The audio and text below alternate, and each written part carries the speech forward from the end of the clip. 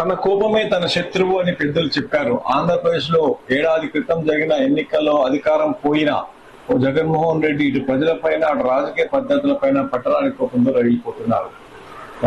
రాజకీయాలను మరో లెవెల్ కు తీసుకువెళ్లే పనిలో జగన్ బిజీగా ఉంటున్నారు. ఉమ్మడి గుంటూరు జిల్లా తెనాలిలో పేరు మోసిన ముగ్గురు నేరస్తులను పోలీసులు ఇటీవల రోడ్డుపై చిత్తుగా బాదారు. ఆ ముగ్గురు దళితులు కావడంతో దొరుకున ఇటువంటి మహాదవకాశం అన్నట్టుగా జగన్ రెడ్డి తన ఆ ముగ్గురి కుటుంబాలకు పరామర్శకు వెళ్లారు.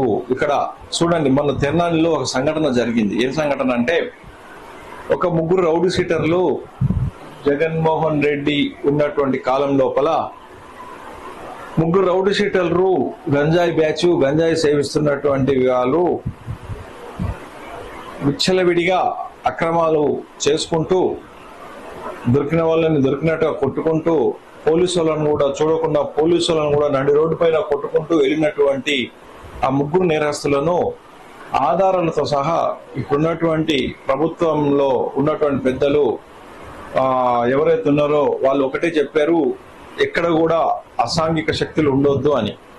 దాంతో పాటుగా జరిగినటువంటి ఆ యొక్క సంఘటన ఏదైతుందో తెనాలి లోపల ముగ్గురు వ్యక్తులు ఎవరైతే ముగ్గురు వ్యక్తులను నరి రోడ్డు పైన శిక్షించారు అనమాట. ఇప్పుడున్నటువంటి ప్రభుత్వం పోలీసులకు మంచి స్వేచ్ఛనిచ్చింది. అక్కడ ఈ సందట్లో సడేమియా అన్నట్టు మంచి ఛాన్స్ దొరికిన టైం జగన్మోహన్ రెడ్డి ఏం చేశాడు అని అంటే, ఎవరైతే ఈ దళితులు అనే పేరు పెట్టుకొని వాళ్ళు దెబ్బలు కొట్టారు కదా పోలీసులు, వాళ్ళని పరామర్శించడానికి వెళ్ళారు. ఎంత ఘోరం చూడండి. అతని రాజ్యం ఉన్నప్పుడు ఇష్టం ఉన్నట్టుగా వ్యవహరించినటువంటి ఆ రౌడీ మూకలను ఇంకా వేరే వాళ్ళు చెయ్యకుండా వాళ్ళను బజార్ లోపల కఠిన శిక్ష ఇచ్చినట్టయితే ఇది చూసినటువంటి ప్రజలు, యువకులు ఎవరైతున్నారో వాళ్ళకు భయం రావడానికి పోలీసులు తీసుకున్నటువంటి థర్డ్ డిగ్రీ ఏదైతుందో అది యావత్ దేశం చూసింది. మంచి పని మంచిగా చేసిర్రు. వేరే వాళ్ళు దీన్ని చూసుకొని నేర్చుకుంటారు. మనం అనవసరంగా అసాంఘిక కార్యకలాపాలు చేస్తే మనకు ఇదే శిక్ష వస్తుంది అని చెప్పేసి ఆలోచనతోటి జగన్ అక్కడ వాళ్ళను పోలీసులు కొట్టిర్రు. ఆ కొట్టినటువంటి సంఘటన ఏం చేసిండు మన జగన్మోహన్ రెడ్డి, ఇదే ఛాన్స్ గా దళితులను కొడతారా, దళితులు అనేది చూడకుండా అమానవీయతంతో వాళ్ళను కొడతారా అని చెప్పేసి ఆయన క్వశ్చన్ వేసిండు. ఆయన క్వశ్చన్ వేసిన దానికి ఒక కరెక్టే, కానీ ఆ దళితులు ఆ విధంగా కావడానికి కారణం ఎవరు? గత వైసీపీ ప్రభుత్వం. తాగుడు విచ్చలవిడిగా ఉంటుండే, గంజాయి విపరీతంగా దొరుకుతుండే, దానికి చెడిపోయిన వాళ్ళు ఎవరు? వాళ్ళను పరామర్శించడానికి నువ్వు వచ్చినావు అంటే నీ యొక్క నేరపూరిత రాజకీయ చరిత్ర అనేది ఏ విధంగా ఉంటుందో చెప్పకనే చెప్తుంది.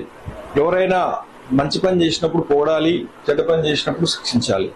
ఇక్కడ శిక్ష గురి కాబోయేటువంటి వాళ్ళు అమాయకులు ఏం కాదు. అమాయకులను శిక్షిస్తే మనము పరామర్శించేసి అరే పాపం వీడేం పాపం చేయలేదు, వీడిని అనవసరంగా తప్పులు ఇరికిచ్చిరు అని చెప్పవచ్చు. కానీ అక్కడ ఉన్నటువంటి యువకులు ఎవరైతున్నారో తెనాలి లోపల అరాచకము రౌడీ మూకలు అనమాట. వాళ్ళు నచ్చినట్టుగా ఏ విధంగా చేయాలనుకుంటే ఆ విధంగా చేసినటువంటి మూర్ఖులు. ఆ యొక్క మూర్ఖులను పట్టి కొట్టిస్తే తప్పేం లేదు, కానీ జగన్మోహన్ రెడ్డి వాళ్ళని పరామర్శించడానికి వెళ్ళిండు. అది రాజకీయం చేస్తున్నాడు దాన్ని. అయితే నేర చరిత్ర ఉన్న వారిని గుర్తించి రాజకీయ ముసుగులోనే ఉన్న వాళ్లకు అండగా ఉంటాననే ముసుగులోనే వాళ్ళను చేరదీయడం, పెంచి పోషించడం, తన చేతికి మట్టి అంటకుండా వారిని వాడుకోవడం వైఎస్ కుటుంబానికి వెన్నుతో పెట్టిన విద్య. అధికారం కోల్పోయినప్పుడు శాంతి భద్రతల సమస్యలు సృష్టిస్తారు, కులాల మధ్య కుంపట్లు రగిలిస్తారు. రాజశేఖర రెడ్డి అధికారం ఉంటే అందే వరకు కాంగ్రెస్ పార్టీ అగ్రనేతలు కూడా ఈ కుటుంబ కుతంత్రాలకు తట్టుకోలేకపోయారు. అంటే వీళ్ళు రాజకీయం ఉంటేనేమో రాజకీయంగా అధికారంలో కుట్రలు కుతంత్రాలు చేస్తారట, దాని తర్వాత కూడా రాజకీయం పోతే ఇంకెక్కువ చేస్తారని చెప్తున్నాడు. అప్పుడు వాళ్ళ తాత దగ్గర నుంచి వస్తుందంట.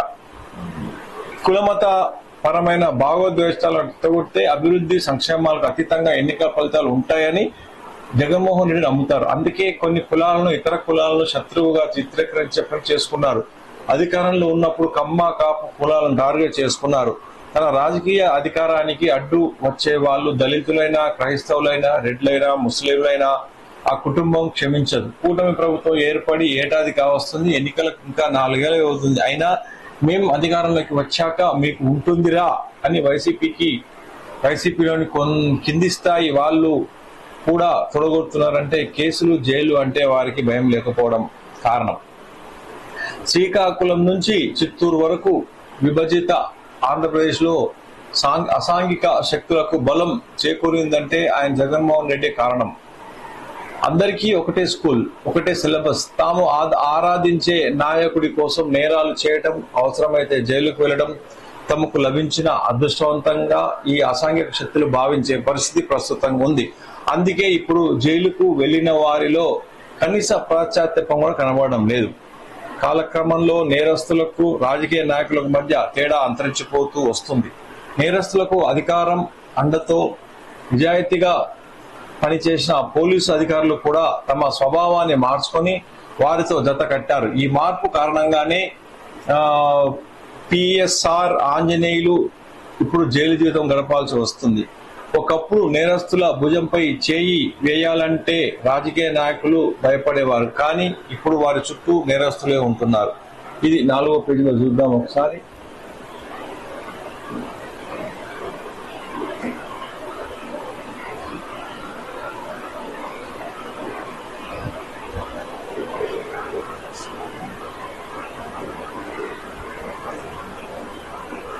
ఇప్పుడు చేరదీసి తన వల్ల పెంచుకున్నారు. క్రమంగా కడప జిల్లాపై కూడా అంతో ఎంతో పట్టు సాధించారు. ఈ క్రమంలో ఆయన కుమారుడు రాజశేఖర్ రెడ్డి రాజకీయాల్లోకి ప్రవేశించారు. కాంగ్రెస్ పార్టీ తనకంటూ ఒక బలమైన వర్గాన్ని తయారు చేసుకుని దౌర్జన్యాలకు పాల్పడే వారిని, హత్యా నేరాలకు పాల్పడే వారిని తెరదీసి రాజారెడ్డి మూటా నాయకుడిగా జిల్లా స్థాయిలో విస్తరించగా, రాజశేఖర రెడ్డి రాష్ట్ర స్థాయిలో కాంగ్రెస్ నాయకుడిగా ఎదిగారు. గడప పాలెగాళ్లు పేరిట పరహక్కుల సంఘం వాళ్ళు ప్రచురించిన పుస్తకంలో వైఎస్ కుటుంబం గురించి వివరించారు. రాజశేఖర రెడ్డి 1984లో పిసిసి అధ్యక్షుడైన తర్వాత ఉమ్మడి రాష్ట్రంలో వివిధ జిల్లాలలో రౌడీ నేపథ్యం ఉన్న వారిని చేరదీసి కాంగ్రెస్ నాయకుడు అనే హోదా ఇప్పించారు. అలాంటి వారందరికీ రాజశేఖర రెడ్డి ఆరాధ్య దైవం అయ్యాడు. ఆయన నమ్మిన వాళ్ళ కోసం రాజశేఖర రెడ్డి ఎంతో దూరమైనా వెళతారు, మాట తప్పరు, మడమ తిప్పరు అని ప్రచారం చేయించుకున్నారు. ఆ ప్రచారం పతాక స్థాయిలో చేరడంతో పులివెందుల మార్క్ రాజకీయం వల్ల దీర్ఘకాలంతో రాష్ట్రానికి జరిగిన నష్టాన్ని ప్రజలు గ్రహించలేకపోయారు. రాజశేఖర రెడ్డి పట్ల అభిమానాన్ని పెంచుకున్నారు. రాజశేఖర రెడ్డి పెట్టి పోషించిన రౌడీలు, ఫ్యాక్షనిస్టులు ఇప్పుడు వైసీపీలో ప్రముఖంగా ఎదిగారు. ఒక హత్య కేసులో శిక్ష పడి జైలుకు వెళ్లి వచ్చిన గౌరు వెంకటరెడ్డిని తన పాదయాత్ర సందర్భంగా రాజశేఖర రెడ్డి పరామర్శించారు. అప్పట్లో ఇదొక సంచలనం అయింది. నాయకుడు అంటే అలాగే ఉండాలని అనుకుంటున్నారు, చంద్రబాబు అలా ఉండటం లేదని విమర్శిస్తున్నారు. 2004లో అధికారంలోకి వచ్చిన రాజశేఖర రెడ్డి గౌరు వెంకటరెడ్డికి శిక్ష తగ్గింపజేసి జైలు నుంచి విడుదల చేయించారు. ఈ మోడల్ ను ఇప్పుడు జగన్మోహన్ రెడ్డి మరింత వికృత రూపంలో అమలు చేస్తున్నారు. డాక్టర్ చెన్నారెడ్డి ముఖ్యమంత్రిగా ఉన్నప్పుడు హైదరాబాద్ లో జరిగిన మత ఘర్షణలకు వెనుక రాజశేఖర రెడ్డి ఉన్నారని అప్పట్లోనే ముఖ్యమంత్రి మద్దతుదారులు ఆరోపించారు. ఎన్టీఆర్ ముఖ్యమంత్రిగా ఉన్నప్పుడు వంగవీటి రంగ హత్య జరిగింది. దీంతో కోస్తా రాజకీయాల్లో రాజశేఖర రెడ్డి ప్రవేశించారు. 2 కుటుంబాల మధ్య జరిగిన గొడవలను 2 కులాల మధ్య అంతరాలను సృష్టించడానికి వాడుకున్నారు. హత్యకు గురైన రంగా విగ్రహాలను అప్పట్లో పలు జిల్లాల్లో ఏర్పాటు చేయించారు. దీంతో సామాజిక వర్గంలో తన పరపతి పట్టు పెంచుకున్నారు. కమ్మ కాపు కులాల మధ్య అప్పుడు రగిల్చిన విద్వేషపు చిచ్చే ఇప్పటికీ ఆరిపోలేదు. ఈ క్రమంలో రాజకీయాల్లో పెద్ద మనుషులుగా చలామైన వారు తెరమరుగై నేర నేపథ్యం ఉన్న వాళ్ళు ఈ స్థానానికి చేరుకున్నారు. విగ్రహ రాజకీయం రాజశేఖర రెడ్డి మరణానంతరం జగన్మోహన్ రెడ్డి కూడా తండ్రి విగ్రహాలను ఊరూరా ఏర్పాటు చేయించారు. రాజశేఖర రెడ్డిని మహానేతగా సాగింపజేశారు. రాజశేఖర రెడ్డి నాటిన విషబీజాల వల్ల కొన్ని వర్గాల వారు వైసీపీకి అండగా నిలిచారు. తండ్రి వేసిన బాటను తనేడు జగన్మోహన్ రెడ్డి విస్తరించారు. అధికారంలో ఉన్నప్పుడు నేర నేపథ్యంలో ఉన్న వాళ్ళను అందలం ఎక్కించాడు. జగన్ మనస్తత్వం గుర్తించిన ఇతరులు కూడా అదే దారి ఎంచుకున్నారు. ఫ్యాక్షన్ గొడవలకు పేరు మోసిన పల్నాడు ప్రాంతంలో పిన్నెల్లి రామకృష్ణారెడ్డి వంటి వారిని నిలదీశారు. శ్రీకాకుళం లాంటి జిల్లాలో సిదిరి అప్పలరాజు, దువ్వాడ శ్రీనివాస్ లాంటి వారికి రాజకీయాల్లో ఎప్పుడైనా చూశామా? మండలి వెంకటరామకృష్ణ, కేఎల్ రావు, పిన్నమనేని కోటేశ్వరరావు వంటి వారు ప్రాతినిధ్యం వహించిన కృష్ణా జిల్లాలో వల్లభనేని వంశీ, కొడాలి నాని వంటి వారిని ప్రోత్సహించారు. అమరావతి ప్రాంతంలో నందిగం సురేష్ వంటి వాళ్ళు ఉండిన శ్రీకాకుళం జిల్లాలో కూడా ఇప్పుడు పాలెగాళ్ల సంస్కృతి ప్రవేశించింది.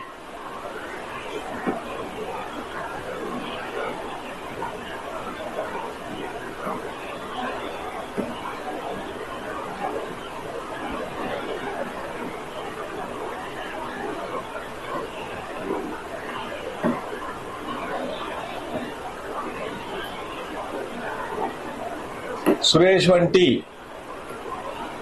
వారు పుట్టుకొచ్చారు. బోరగడ్డ అనిల్ లాంటి వారు గతంలో రాజకీయాల్లో ఉండేవారు. అలాంటి వాళ్ళను నాయకులు ఎప్పుడైనా ప్రోత్సహించారా? జగన్ రెడ్డి మాత్రమే ఆ పని చేయగలిగారు. శ్రీకాకుళం నుంచి చిత్తూరు వరకు విభజిత ఆంధ్రప్రదేశ్ అసాంఘిక శక్తులకు బలం చేకూరిందంటే అందుకు జగన్మోహన్ రెడ్డి కారణం. అందరిది ఒకటే స్కూల్, ఒకటే సిలబస్. తాము ఆరాధించే నాయకుడి కోసం నేరాలు చేయడం, అవసరమైతే జైలుకు వెళ్ళడం తమకు లభించిన అదృష్టంగా అసాంఘిక శక్తులు భావించే పరిస్థితి ప్రస్తుతం ఉంది. అందుకే ఇప్పుడు జైలుకు వెళ్లిన వాళ్ళు కనీస ప్రాచార్యం కనబడట్లేదు. మారిన రోజు గాంధేయవాదులుగా పేరు తెచ్చుకున్న మండలి వెంకటకృష్ణారావు సొంత నియోజకవర్గానికి చెందిన గంగాను దూరం పెట్టారు. ప్రజల్లో మంచి పేరు తెచ్చుకున్న వారిలో పేరుని కృష్ణమూర్తి ఒకరు. ఆయన తనయుడు పేరుని నాని ఇలా వ్యవహరిస్తారని, ఎలా మాట్లాడతారని ఎవరైనా ఊహించారా? ఒకప్పుడు రాజకీయాల్లోని కొన్ని ప్రాంతాలకే పరిమితమైన పాలేగాలు సంస్కృతి ఇప్పుడు రాష్ట్రం అంతా విస్తరించింది. మోడుపల్లి రాజగోపాల్ నాయుడు, సర్దార్ గౌతులచ్చన్న వంటి వాళ్ళు ఉండి నా శ్రీకాకుళం జిల్లాలో కూడా ఇప్పుడు పాలెగాల సంస్కృతి ప్రవేశించిందంటే అందుకు వైఎస్ కుటుంబం కారణం కాదా? సామాజిక సమీకరణల పేరిట దళితులు, ఇతర బరుగు వర్గాల్లోని అసాంఘిక శక్తులను గుర్తించి ప్రోత్సహించడంలో ఇప్పటికీ జగన్మోహన్ రెడ్డిని మించిన వారు లేరు. గోరుట్ల మాధవ్ పోలీస్ ఇన్స్పెక్టర్ గా ఉన్నప్పుడు ఒక ప్రభుత్వ ఉద్యోగిని లాఠీతో బహిరంగ కొడుతుంటే తీసుకెళ్లేవారు. అలాంటి వ్యక్తిని గుర్తించి జగన్ ఎంపీ సీటు ఇచ్చి ప్రోత్సహించడం దేనికి సంకేతం? జగన్ చుట్టూ ఇప్పుడు ఇలాంటి వారు, అందుకే జైలుకి వెళ్లి వచ్చినా వారిలో మార్పు రావడం లేదు, వెరువు ఉండటం లేదు. రాష్ట్రంలో నేర చరిత్ర ఉన్న వారిని గుర్తించి రాజకీయ ముసుగులోనూ నమ్మిన వాళ్లకు అండగా ఉంటేనే ముసుగులోనూ వాళ్ళని చెరదీయడం, పెంచి పోచడం, తన చేతికి మట్టి అనకుండా వాడిని వాటుకోవడం వరకు వైఎస్ కుటుంబానికి వెనుతో పెట్టిన విద్య. అధికారం కోల్పోయినప్పుడు శాంతి భద్రతల సమస్యలు సృష్టిస్తారు, కులాల మధ్య కుంపట్లు లగురిస్తారు. రాజశేఖర రెడ్డికి అధికారం అందే వరకు కాంగ్రెస్ పార్టీ అగ్రనాయకులు కూడా ఈ కుటుంబ తంత్రాలకు తట్టుకోలేకపోయారు. ఇప్పుడు జగన్ రెడ్డి అధికారాన్ని కోల్పోయారు. ఎటువంటి కుతంత్రాలకు తెరలేపుతారో చూడాలి. అధికారంలో ఉన్నప్పుడు డాక్టర్ సుధాకర్ ను మానసికంగా వేధించి ఆత్మహత్య చేసుకునే వరకు వెంటాడారు, వేటాడారు. డ్రైవర్ సుబ్రహ్మణ్యాన్ని హత్య చేసి డోర్ డెలివరీ చేశారు. హరిప్రసాద్ కు శిరోమణం చేశారు. వీరంతా దళితులే. డ్రైవర్ సుబ్రహ్మణ్యం హత్య చేసినట్లు ఆరోపణలు ఎదుర్కొంటున్న ఎమ్మెల్సీ ఆనందబాబును జగన్ రెడ్డి దూరం పెట్టకపోవడం గమనార్హం. తెనాలిలో నేర నేపథ్యం ఉన్న వారిని పోలీసులు బహిరంగ శిక్షించడంపై గుండెలు బాదుకుంటున్న జగన్ రెడ్డి, డాక్టర్ సుధాకర్ ఏ నేరం నేపథ్యం ఉందో చెబుతారా? డ్రైవర్ సుబ్రహ్మణ్యం చేసిన పాపం ఏమిటి? వారు కూడా దళితులే కదా అని అప్పుడెందుకు అనిపించలేదు? జగన్ తెనాలి పర్యటన వల్ల తటస్థ ఓటర్లతో తమ పట్ల వ్యతిరేకత ఏర్పడే అవకాశం ఉందని జగన్ కు తెలియదని అనుకోగలమా? ఓటు బ్యాంకును భద్రపరుచుకునే పనిలోనే ఇలాంటి ఎత్తులకు ఆయన పాల్పడుతుంటారు. జగన్ పాలనలో ఎంతో మంది దళితులపై దాడులు జరిగాయి. అయినా మెజార్టీ దళితులు, క్రైస్తవులు ఆయన వెంటనే ఎందుకు నిలబడ్డారా అంటే జగన్ ఆడుతున్న జగన్నాటకం వలనే. తెనాలిలో రౌడీ షీటర్లకు మద్దతుగా అధిక శాతం దళితులు నిలబడ్డారు. డాక్టర్ సుధాకర్, డ్రైవర్ సుబ్రహ్మణ్యం వంటి మంచి వాళ్ళ కోసం అదే దళితులు ఎందుకు నిలబడలేదు? ఈ సైకాలజీని ఒడిసి పట్టుకున్న జగన్మోహన్ రెడ్డి వారిని కవచంలా వాడుకుంటున్నారు. జగన్ తర్వాత తన దైవం జీసస్ తర్వాత తన దైవం జగన్మోహన్ రెడ్డి అని క్రైస్తవులు భావించే స్థితిని కల్పించారు. వారిని అలా మార్చుకోవడంలో కూడా జగన్ రెడ్డి వ్యూహం దాగి ఉంది. దళితులు కూడా జగన్ మనవాడు అని భావిస్తున్నారు. అందుకే జగన్ ఆ అధ్వాన పరిపాలన ఈ రెండు వర్గాలు వారు పట్టించుకోవడం లేదు. రెడ్లు, ముస్లింలు వివిధ కారణాల వల్ల జగన్ కు మద్దతుగా ఉంటున్నారు. ఈ వర్గాల్లో ఇప్పుడిప్పుడే మార్పు వస్తుంది. కులమతపరమైన విద్వేషాలను రెచ్చగొట్టగలిగితే అభివృద్ధి సంక్షేమాలను అతీతంగా ఎన్నికల ఫలితాలు ఉంటాయని జగన్ రెడ్డి నమ్ముతున్నాడు. అందుకే కొన్ని కులాలను ఇతర కులాలను శత్రువుగా చిత్రీకరించే పని చేస్తున్నారు. అధికారంలో ఉన్నప్పుడు కమ్మ కాపు కులాలను టార్గెట్ చేసుకున్నారు. తన రాజకీయ అధికారంలోకి అడ్డు వచ్చిన వాళ్ళు దళితులైనా, క్రైస్తవులైనా, రెడ్లైనా, ముస్లింలైనా ఎవరిని కుటుంబం క్షమించదు. కూటమి ప్రభుత్వం ఏర్పడి ఏడాది కావస్తుంది. ఎన్నికలు ఇంకా 4 వ్యవధి ఉంది. అయినా మేము అధికారులు వచ్చాక మీకు ఉంటుందిరా అని వైసీపీ కింద స్థాయి వాళ్ళు కూడా తొలగొడుతున్నారని. కేసులు, జైలు అంటే వాళ్ళకు భయం లేకపోవడమే కారణం. కేసులు ఉన్నవారు ప్రభుత్వ ఉద్యోగాలకు అనర్హులు. అలాంటి రౌడీ షీటర్లు, గంజాయి వ్యాపారం చేసే వాళ్ళు, నేరాలకు పాల్పడిన వాళ్ళు ప్రభుత్వం సంక్షేమ పథకాల అనర్హులు అని కూటమి ప్రభుత్వం ఎందుకు ప్రకటించకూడదు? ఉత్తరప్రదేశ్ లో యోగి ఆదిత్యనాథ్ ప్రభుత్వం తీసుకున్న ఈ నిర్ణయాన్ని ఒక్క రాజకీయ పార్టీ కూడా వ్యతిరేకించలేదు. రాష్ట్రంలో కూడా ఈ విధానాన్ని అమలు చేస్తే జగన్ రెడ్డి వ్యతిరేకించగలరా?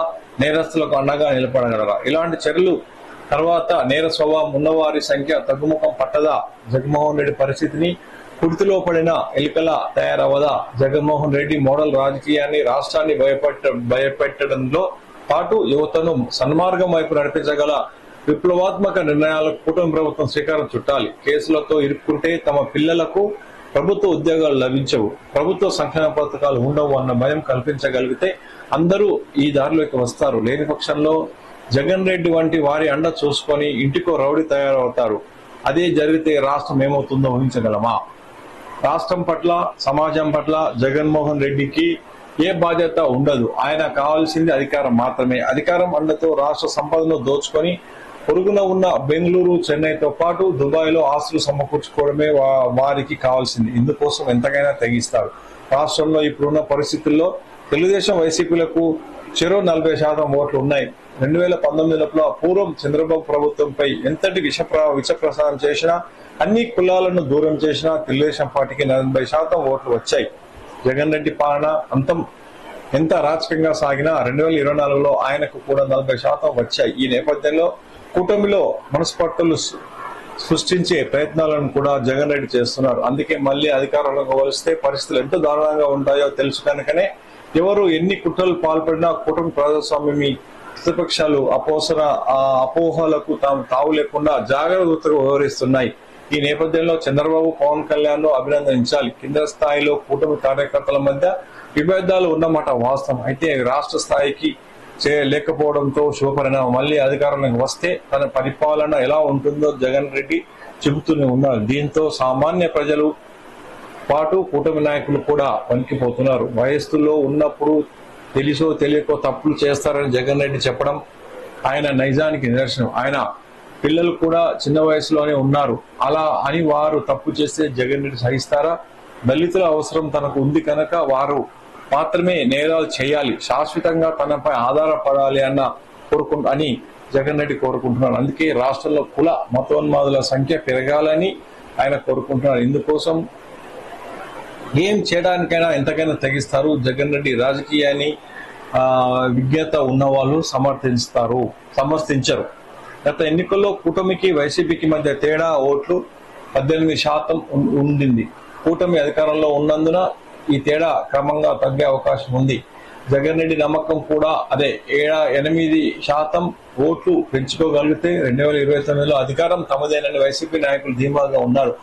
ఉమ్మడి రాష్ట్రంలో ఆ తర్వాత కూడా పులివెందుల రాజకీయాల వల్ల పలుసార్లు శాంతి భద్రతలకు వివాదం కలిగింది. అందుకు కారణాలను తెలుసుకునే రీతిన ఓపిక ప్రజలకు ఉండదు. అధికారంలో ఉన్న వారనే నిందిస్తారు.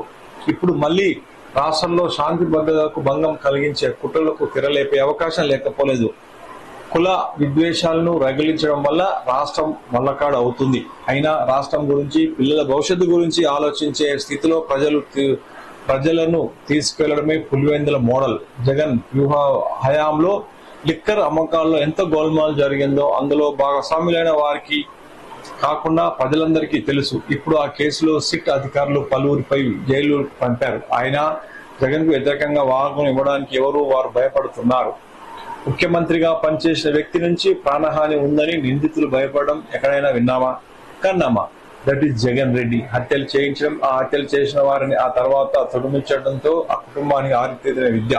గతంలో ఏం జరిగిందో తెలుసు కనుకనే జగన్ కు వ్యతిరేకంగా ఒక్కరు కూడా నోరు ఇవ్వలేకపోతున్నారు. వైసీపీ నాయకులలో కూడా ఈ భయం ఉంది. అందుకే ఎవరైనా పక్కన పెట్టినా జగన్ కు వ్యతిరేకంగా నోరు విప్పినా విమర్శలు చేయలేకపోతున్నారు. ఈ వింత పరిస్థితి ఆంధ్రప్రదేశ్ కు మాత్రమే సొంతం. గతంలో అనేక మంది తమ నాయకులతో విభేదించేవారు. అలా భయపడిన సంఘటనలు మాత్రం లేవు. నిందితులను మాత్రమే కాకుండా సొంత పార్టీ నాయకులకు, చివరకు ప్రజలకు కూడా భయపడగలుగుతున్న జగన్ రెడ్డిని ఎలా అర్థం చేసుకోవాలి? నేరస్తులకు రాజకీయాల్లో చోటు ఉండదన్న ఒకప్పుడు అనేవాళ్ళు, కానీ ఇప్పుడు నేరస్తులే రాజకీయాలను శాసిస్తున్నారన్నది ఇదొక విషాదము. వాస్తవంగా ఇక్కడ ఒక నేర చరిత్ర ఉన్నటువంటి జగన్మోహన్ రెడ్డి కుటుంబం, ఒకప్పుడు రాజారెడ్డి కూడా అదే విధంగా చేసేవాడు. దాని తర్వాత దాన్ని రాజశేఖర రెడ్డి దాన్ని తీసుకొచ్చిండు. దానికి అనుగుణంగా జగన్మోహన్ రెడ్డి కూడా అదే విధంగా చేస్తున్నాడు. ఇప్పుడు వారికి ప్రభుత్వంలో ఉన్నప్పుడు ఒకటే రకం, ప్రభుత్వం లేకుంటే ఇంకో రకం. ప్రభుత్వం ఉన్నప్పుడు ఒక వర్గాన్ని మధ్య చిచ్చుపెట్టి ఓటు రాజకీయం చేసుకుంటారు, ప్రభుత్వం లేకుంటేనేమో అల్లకల్లను సృష్టిస్తారు. ఇదే విధంగా ఇప్పుడు జరుగుతున్నటువంటి విషయము మనం ఒకసారి బాగా ఆలోచన చేసినట్టయితే ఆంధ్రప్రదేశ్ రాజకీయంలో అనేది విపరీతమైనటువంటి పోకడలు పోతుందన్నమాట. ఆంధ్రప్రదేశ్ రాజకీయం అనేది ఒక రకమైన రాజకీయం. ఇప్పుడు జగన్మోహన్ రెడ్డి 5 సంవత్సరాలు పాలించిండు. దాంట్లో ఉన్న వాళ్ళంతా కూడా రౌడీలే. రౌడీ రాజ్యం వెళ్తే ఏముంటుందో జగన్మోహన్ రెడ్డి చెప్పకనే చెప్పిండు. ఇప్పుడు కొంచెం జనాలకు తెలివి వచ్చిన తర్వాత కూడా జగన్మోహన్ రెడ్డి దూరం పెట్టిర్రు. అయినా సరే జగన్మోహన్ రెడ్డి ఇప్పుడున్నటువంటి రాజకీయాలను చూసుకొని రౌడీలకు ఒత్తాసు పలుకుతున్నారు. ఇప్పుడు ఎవరైతే దెబ్బలు తిన్నవాడను అమాయకులుగా చిత్రీకరిస్తూ వాళ్ళని దగ్గర చేసుకునేటువంటి సంఘటన జరుగుతుందన్నమాట. ఈ యొక్క జగన్మోహన్ రెడ్డి లీలలు, రాజారెడ్డి లీలలు, వైఎస్ రాజశేఖర లీలలు అనేది ప్రపంచం మొత్తం చూసింది. ముఖ్యంగా ఆంధ్రప్రదేశ్ ప్రభుత్వం కూడా ఇప్పుడు చాలా సంక్లిష్ట పరిస్థితుల లోపల ఉన్నది. ఇక్కడ నేరం చేసిన వాళ్ళని, నేర చరిత్ర ఉన్న వారిని ఒక ఆర్టికల్ తీసుకొని వచ్చేసి నేర చరిత్ర ఉన్న వాళ్ళను రాజకీయాల లోపల ప్రవేశించకూడదు అనేటువంటి విజ్ఞతను కూడా పాటించినట్టయితే నేర చరిత్ర ఉన్న వాళ్ళు రాజకీయం వెళ్ళరు. ఇక్కడ ఒక చూడండి ఏమిచ్చారు, నేరస్తులు రాజకీయాలను శాసిస్తున్నారు. ఒకప్పుడు నేరస్తులు అంటే రాజకీయ నాయకులు అంటే నేరస్తులకు భయం అయ్యేది. కానీ ఇప్పుడు అదే నేరస్తులు రాజకీయ నాయకులు అయినరు. అంటే చట్టాన్ని తన చేతి లోపలికి తీసుకొని రాజ్యాన్ని పాలిస్తున్నారు అనమాట. అంటే ఒకప్పుడు రాజుల లాగా జగన్మోహన్ రెడ్డి ఎవరైతే రౌడీజం చేస్తారో వాళ్ళను దగ్గర తీసుకుంటున్నారు అనమాట. ఎవరు? రాజారెడ్డి నుంచి కూడా మనము చూస్తున్నాం. రాజారెడ్డి తర్వాత రాజశేఖర రెడ్డి తర్వాత జగన్మోహన్ రెడ్డి. సరే చూద్దాం. ఇప్పుడు కూటమి ప్రభుత్వం కూడా కొన్ని అడుగులు ముందుకేసి రౌడీలు రాజకీయ నాయకులు కాకుండా ఇంకా 4 సంవత్సరాల ఉంది ఎలక్షన్స్. ఆ 4 సంవత్సరాల వరకు మళ్ళీ జగన్మోహన్ రెడ్డి ఎన్ని రకాల నాటకాలు ఆడతాడో చూడాలి. కుటుంబ ప్రభుత్వం ఉన్న వాళ్ళకు కూడా భయం అవుతుంది జగన్మోహన్ రెడ్డి ఏం చేస్తాడు అని. ఇన్ని కేసులటువంటి జగన్మోహన్ రెడ్డిని ఎవరేం చేయలేకపోతున్నారు. మరి చట్టాలు జగన్ చుట్టాలా అనేది కూడా అవుతుంది.